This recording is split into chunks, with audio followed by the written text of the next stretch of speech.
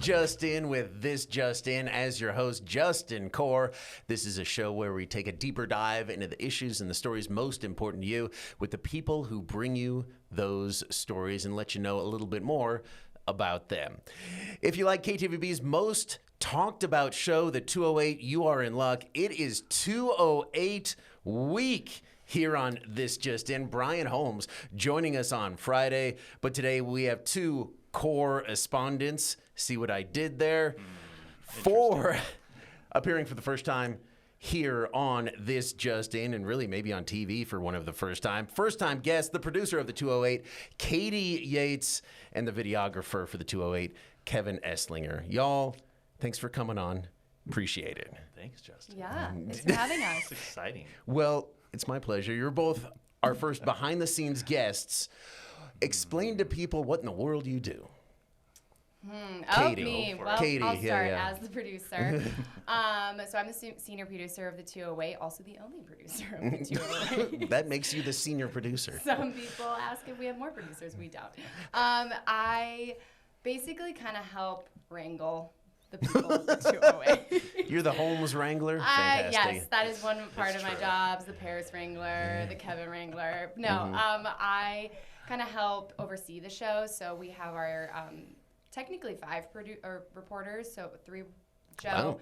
Yeah, I mean, well, Joe, Aspen, Hunter, Brian, and I would count Kevin, honestly. Yay. Photo journalist. And You get so 2 checks now, Kevin. Congratulations. So I help them find story ideas, talk through what we want to do with those, and then throughout the day I'll put the show together. So it's kind of like a puzzle piece. So you have each individual reporter story. I decide which one goes first, the flow, how long they get, graphics, camera angles, and then I write some of the show too. But I say I do all those things are also all very collaborative. Okay, and we'll talk more about collaboration in a second. First, though, we need to figure out exactly what Kevin Eslinger does. I'm just here for the looks. You're Fritz. Yes. He's the eye candy. Yeah. Exactly. That's Fantastic. why I'm behind the camera. I can't. No.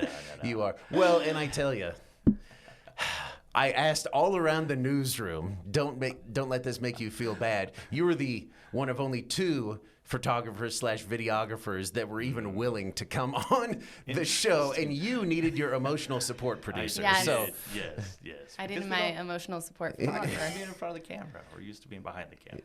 We actually only appear in pairs. It's true. If you go Katie back and in our I. history, Yes. the Rick Lance goodbye video, we were together. Joe's baby announcement video, we also were together, and Yes. here we are because people behind the camera don't like to be in front of the camera. They So don't. thanks for forcing us to be on Sorry. this. what?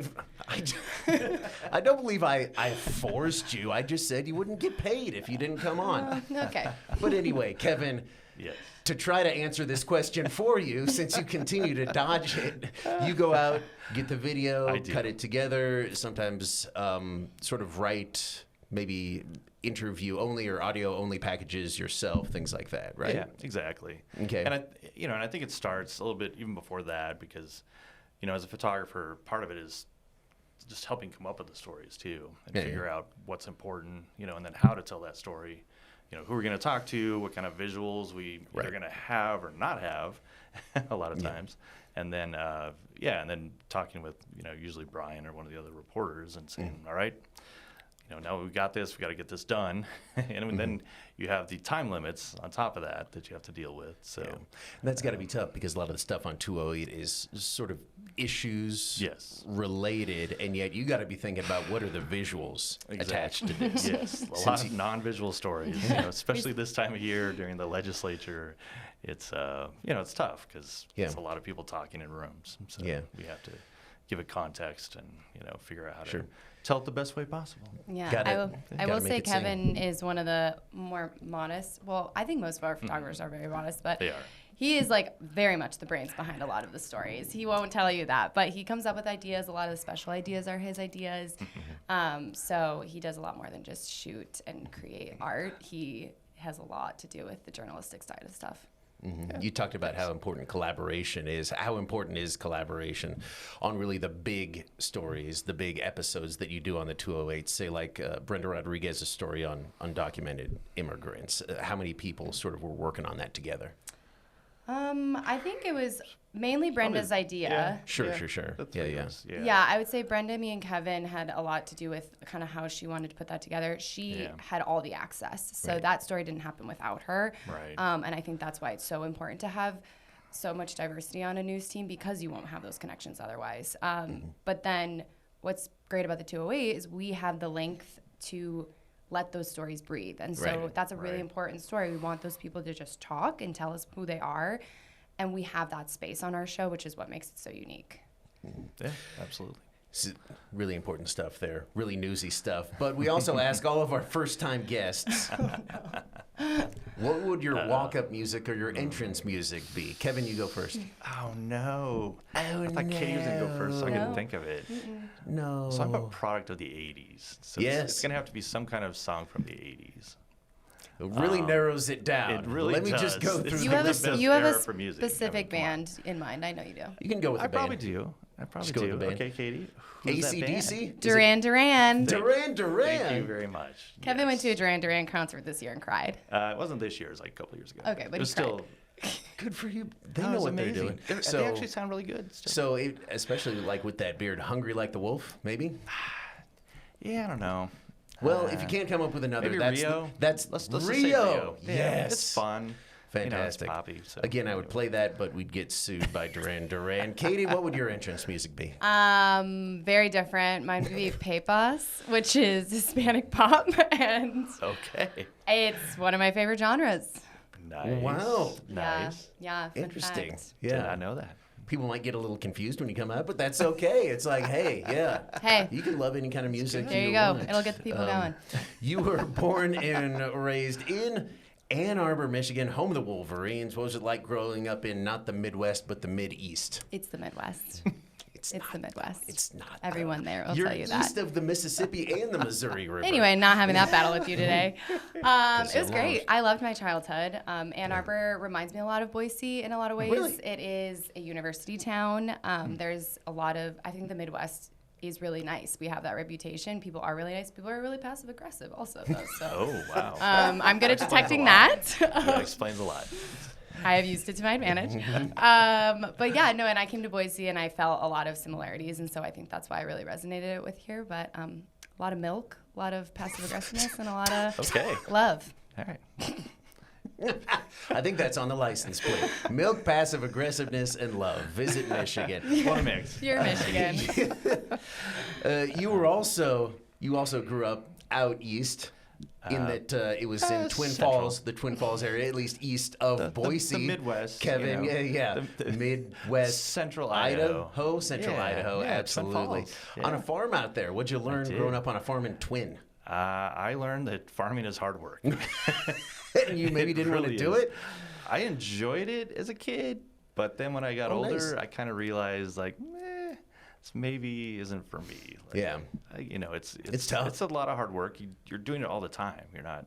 Yeah. You're always farming. Yes. You know. Yeah, It's not like you absolutely. can be like, I'm going to take a week off. You know, it's like if you're going to take a week off, you have to get way ahead, and you're not going to do it in the summertime. So Yeah, but absolutely. you know, it was fun. All the time. enjoyed it. So, yeah, now you have a job that news doesn't happen 24/7 either. Great choice, Kevin. Yeah, great choice. Good point. Katie, you went to college at Northwestern, maybe the finest liberal arts college on the planet, but you decided to be a jock. You played field hockey there. What was all that about? I did. I decided to be a jock long before I went to Northwestern. I played sports my entire life, and field hockey was the one I knew could help me get into college. But Northwestern was amazing. I Yeah. met my husband there, which was like very exciting. It's been great for me. And I met a lot of my best friends there. I felt like I got a lot of my critical thinking skills through Northwestern, and being an athlete in college really shapes you into being able to be tough and work Yep. under pressure and fight through uncomfortable situations, which I think news presents a lot of that. So it's kind of Yep.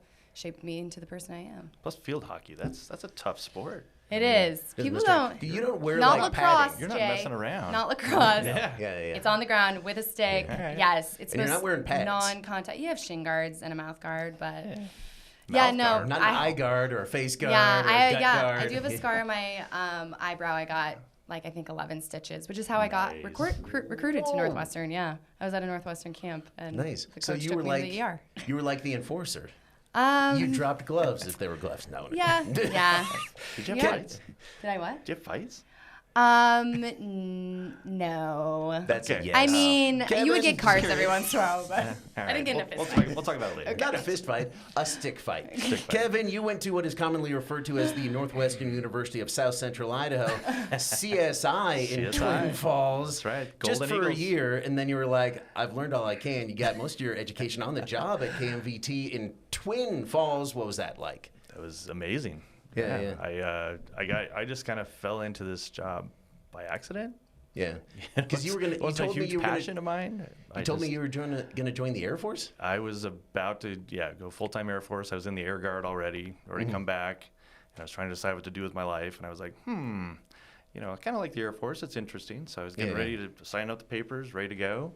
And then my wife happened to be working at the TV station down there, and I knew the news director, and he said, "Hey, do you want to be a photographer?" And I was like, sounds kind of fun, cool. Yeah, I'll do that. So I just did it and started learning on the job, and here I am.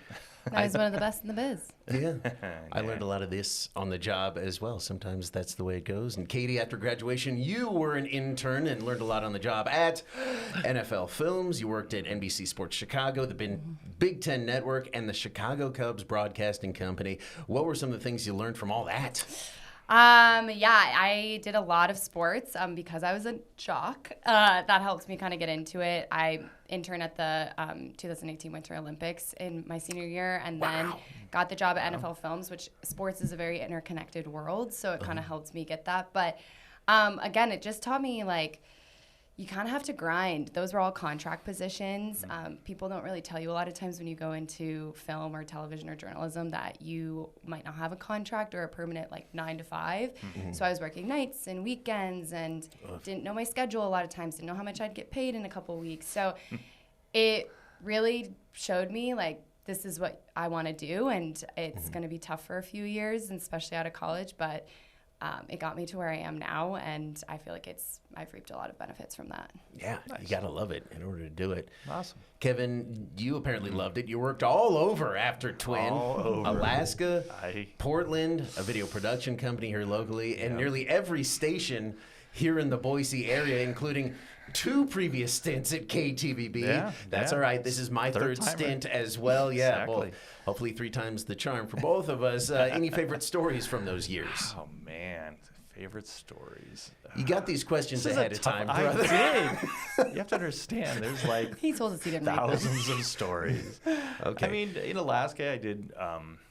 Honestly, the coolest story I did in Alaska was we went out. We would get sent out to go shoot stories, and we would go shoot 4 or 5 stories at a time. We'd fly out, on a small plane, and one of the stories we did was there was an old lady that would make bowls out of bark, like tree bark. Oh, cool. And she was just so cool. She was probably in her 80s. Just this.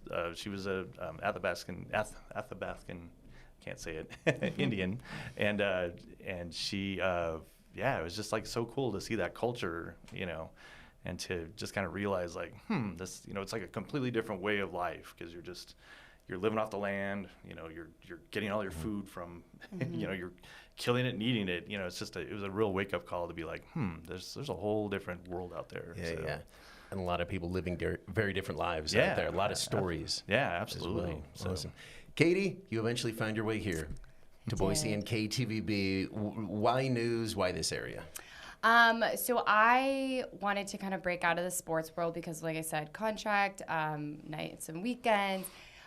Shocker, women in sports is still kind of a thing. I worked with really amazing men, but I was one of the very few females in it, and I didn't have a lot of upward mobility, even though I was respected and did a really good job. So I was looking outside of those industries, still within broadcast television.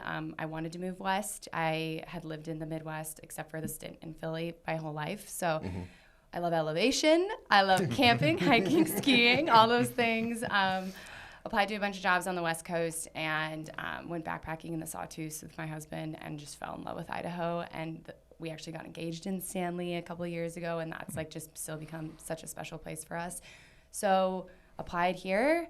I actually declined the job on the first time because I was still in my contract with Marquee Sports Network. Nice. And I was like, hey, I would love to circle back on this in September. Baseball season's over.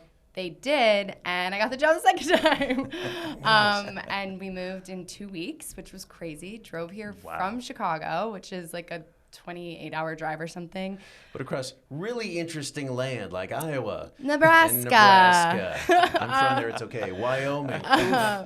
But news really called to me because I think sports is a really cool place to tell people's stories. It brings a lot of people together. And I think news just elevates that. You're so connected to the community. We see the impact that we have with the 208, which is incredibly validating because of how hard some of the days are. And so I just wanted something that was a little more intellectually stimulating and got to touch people's lives, and I'm doing that. Yeah. Let's talk more about the 208 then. Kevin, 208? why the 208? Why did you sort of attach yourself to it? Exactly. It's a good question. And like for people who haven't seen it, like, what do you guys offer on the 208? What is it? Because it's on at 5 o'clock. Just something different. Yeah. It's Weekdays just, here at KTVB, but it's not the news at 5. The big goal is just to be non-traditional. So we're not stuck with a certain format. Okay. So we can one day we can do a story that's 9 minutes long. You know. The next day we can do a variety of stories. We can do a whole show on one subject. You know, it's just gives us flexibility that with the regular newscasts you don't get. Right. And so it's something I was always passionate about. I always felt like I wanted to try something different. And Brian and I kind of go way back. We worked together 2 different times. So this is our 3rd stint also. And we just kind of talked about it and said, hey, let's do something different, And so that's what we wanted to do, and hopefully we're doing it. Yeah. I think so. Katie, why the 208, and sort of what's your mission with the 208? I think Kevin said it great. Like, we are trying to be a hyper-local, non-traditional newscast that really doesn't put ourselves in a box. We try to be clever, give context to things, and be very purposeful with every word we say, every graphic we make, and be funny. And tell people, sometimes it's not funny, and tell people a lot about Idaho. Like, I've learned so much by working on this show. It's been so cool, and I think some of the things people tell us are, we love your history pieces. And I think that's another big piece of it. It's a conversation. We want to be connected to the community. Right. We ask for your comments. We truly take them seriously. We read all of them. Some of them we can't put on air. Those ones are funny. They are funny. And some of them not so funny. No, as well. Y'all please need to be relax, nice. some of them. But yeah, no, and I think the 208 is really important because we're in this world of noise and people getting news from TikTok and Instagram and all these unreputable sources. And what they're looking for is unique content, and unique content is going to come in long form, really in-depth stories, and we're able to do that. Going deeper into stories, conversations. I can't think of another show like that. It's all right. You stole my idea before it had 2 years before I started. No, I'm just kidding. But I think you're right. Like Kevin, again, like you've been doing this a while, not to age you, but a while. Yeah. Was a part of it just thinking about the stories, and just because of timing, you got to leave a lot of stuff on the cutting room floor sometimes. Absolutely. Yeah. I mean, it's difficult to tell. It depends on the story too, but there's layers to a story that are hard to tell, unless you have more time to do it. Yeah. And so having that extra time to add the extra parts of it, and then working with somebody like Brian, who's an amazing storyteller, just makes my job easy, honestly, because he writes these words and I'm like, wow, those are amazing. Now I have to figure out how to, cover it, with the video and usually in like an hour and a half. Yeah. That's always our joke. Yeah. Talk about that. Maybe like a typical day, like a timeline for how you put stuff together. Oh, that's why I have gray hair. No, you So don't. we have our content meeting in the morning, and a lot of times we'll have actually started pre-planning the night before, but a lot of this is conceived throughout a week or day of. So we'll give people stories. Sometimes that doesn't happen until like noon or 1. And people will turn their stories. And then we'll write, edit. I mean, Brian, because he works the 10, he doesn't get in until a little bit later. And so he'll like bust something out in a couple hours, write this huge, massive 6-minute thing. It's always longer than I think it's going to be. Then we get in a fight, and then I tell him to cut it, and then I have to cut something else. I make time, basically, is my job. But it's always worth it. I mean, his stuff truly is, every single word matters in it. And so I do know that he's not trying to make time to make time. We'll continue buttering him up, because while he is booked for Friday, he can always cancel. So I appreciate that. What are some of y'all favorite moments or stories or episodes of the 208 that you guys have done? Yeah. I think the stories where we get to tell people stories, you know, so there's a story with a gentleman who was a veteran. Yeah. And I think he was almost 100, maybe close to it. Wow. And he was going to take a flight, like an honor flight type thing. And they were going to bring him out and do it. And we got to talk to him and his daughter. Unfortunately, he was also struggling with a little bit of like dementia, kind of around the edge of it. So it's kind of, you know, realizing that that he, you know, he wasn't completely sure what was going on, but it was still meant a lot to him. You know, like he hopped in the plane and took the flight, and you could just see the smile on his face, you know, and it was really cool to just kind of witness that, you know, and then be able to tell that story, you know, for everybody else, you know. Yeah. Well, not just tell the story, but really on some level witness it, like be a part of it, be a part of that moment. That's it. And that's honestly the moments, and just being able to share moments with people, you know, they're good and bad, you know, it's just such an honor, you know, to do, you know, to be able to just tell these people's stories, and, you know, it's amazing. That's an important distinction, I think. Yeah, a lot of times when news shows up, it's maybe not on people's best day, maybe it's actually on their worst day, but to be able to show up for stories like that, moments like that, really cool.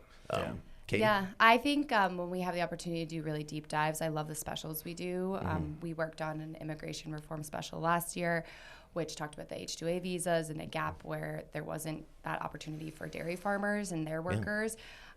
It's arguably more relevant right now, and I think that kind of stuff gives people context, gives people personal stories to something they might be fearful of or create division in our world. And I think we're trying to give people all the information from every angle they can to make their own decisions, rather than just kind of just go with the noise. And we also were able to do the water rights special, which is something that you might not think you can do 30 minutes on, but you can. And it's a really difficult and seemingly boring topic, but it is not actually, and it's very important. And I think it's something that a lot of people would veer away from trying to explain. And we were like, let's tackle this. We have 30 minutes and let's do it the right way and go out to these farmers and hear from them and hear what their grievances are and how they're getting fixed. Yeah, well, and water, whether you're interested or not, it affects your life, certainly on a daily basis, especially in a place like here where, like, we are in a desert. Like, and ag is our huge industry. Without irrigation like that and figuring out how to get water to farmers, like, this would all be brown except for right along the river, and there would be no ag industry. So, I think it's really interesting to tell stories like that. You also touched on something, Katie, where you talked about, like, sort of people, the unknown, and so that breeds fear, and then it breeds hate and potentially violence. And do you think that y'all are making a difference in that respect, where it's like people don't have to be fearful, hopefully, at all, or at least as fearful of these issues or these people, because it's like, hey, like, this is a person, this is their story. Now that you know that, maybe that drives down fear a little. Because I think part of our job is to give a voice to the people that don't have the voice. You know, I mean, everybody hears from the politicians and everybody. I mean, they get plenty of... And they hear from the politicians on the 208 as well. Exactly. Yes, they do. But I think finding those folks that don't have the voice, and you're just trying to at least tell their story. Get out there. And, you know, and just let people know, like, hey, here's... You know, it's perspectives. Like, we have a perspective living our lives. You know, those folks have a completely different perspective. And it's, you know, it's important to hear those perspectives, you know, to understand. I would love to think that we're making a difference in that space. I think that could be something that I think everyone can work on across the world. But again, like we said, we're here to present the information, and you're ultimately the one making the decision. So what you do with that is your responsibility as a citizen, and the news is here to just inform you the best we can. But again, I do think it's so important to go out and meet your neighbors and talk to these people. Idaho is incredibly nice, but there are some underlying things people don't talk about that I think we really should expose people to, and we try to do our best doing that. Mm-hmm. Absolutely. Well, you've talked a little bit about Brian Holmes. Brian Holmes. Boy, make him out to be an awesome The guy. man, I'm the really myth, the excited to meet him. legends. Really excited to yeah, meet him. Yeah. How much of a mark, like, how much is the 208 really his show? It's his show. I mean, it would not be the same without him. He touches everything. As much as like we all write, he still writes it in his own words, partially so he doesn't trip over his own words. True. But he usually always makes it a little better, and I think everyone learns from his writing skills and his like research. But he does get in this weird space when he's focused. No, when he's focused, because Katie sits right across from him, so she can kind of almost like has an eye line. It's really I hard look to at get him all day. It's hard to get his attention. Like he will be so focused in on something, and you're like, "Hey, Brian," and he won't even hear you. And so Then I go like this. You gotta like shake him. And I go, "Hey, Brian," and then I throw something, and then he's like, "What?" What? I broke his train of thought, but I had like 15 questions to ask him and like 6 things to remind him about, and sometimes I'm like his personal assistant. Yeah. He's a very focused person, and it's not a bad thing. It's just sometimes tough because when he's so drilled into digging up all the information on something, and you're trying to like say, "Hey, what about this?" It's sometimes hard to get that communication going. I'll look over and he's like deep in the archives of newspapers from like 1902, and I'm like, "Hey, Brian, what are you doing today? It's 1:30. What are you gonna? Are you gonna know who the city councilman was in Driggs, Should Idaho in I fill the 1948? show, or are you gonna fill the show?" Katie and I have conversations where we're like, I'm not really sure what I'm doing yet. I know he's working on something. We'll find out here in about 20, 30 Find minutes. out what he's doing. He's a mystery. So, yes. Y'all get a ton of messages into the 208, good or Me bad. too. First, real quick as we wrap up, any favorites and how can I get more messages into this Just In? Good or bad texts to that number. We have the same number, everyone. 614. Yes. Messages. Don't worry about this. We do get a lot of messages. People love to talk about hot button issues, They abortion, transgender, like anything about, honestly, Trump, usually President Trump. But don't know who that is. You'll have to let me know. I think the ones that are great are the anecdotes. I think it's really cool to hear the personalities of our viewers. And so some people will have a topic and they'll be like, I remember seeing Nikki Sixx like back in the day, and blah, blah, blah. And we're like, that's so cool. Or like they'll be like, oh, my grandfather like flew a jet in World War II or something like crazy. Then we'll be like, we might reach out to you to talk to you about it. Or when you're clever and funny. Some people, Brian doesn't like the cheesy ones. Sometimes I'll sneak one in.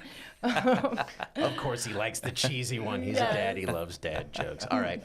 Thank you all so much. Again, if you want to send me messages like that, good or bad, 208-321-5614, #JustIN. See you next time on this Just In. Watch 208, 5 p.m. weekdays.